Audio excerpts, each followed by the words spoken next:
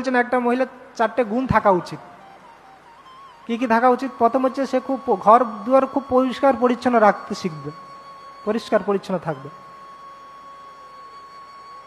আর 2 কি সে খুব ভালো কুকিং রান্না করবে, ভগবানের জন্য প্রসাদ।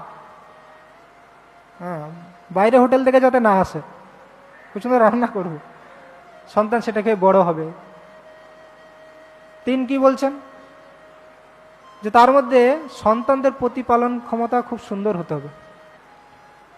হ্যাঁ, আরেকটা বলছেন, খুব এটা তো জানেই না অনেক লোক, প্রভুপাদ বলছেন মাখন তৈরিতে এক্সপার্ট হতে হবে। কি বলছেন?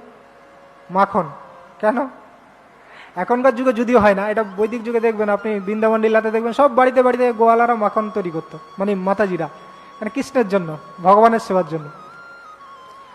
লাস্ট যেটা থাকবে সেটা হচ্ছে সতীত্ব, তার পতিব্রতা, পতির সেবার প্রতি নিষ্ঠা থাকতে হবে।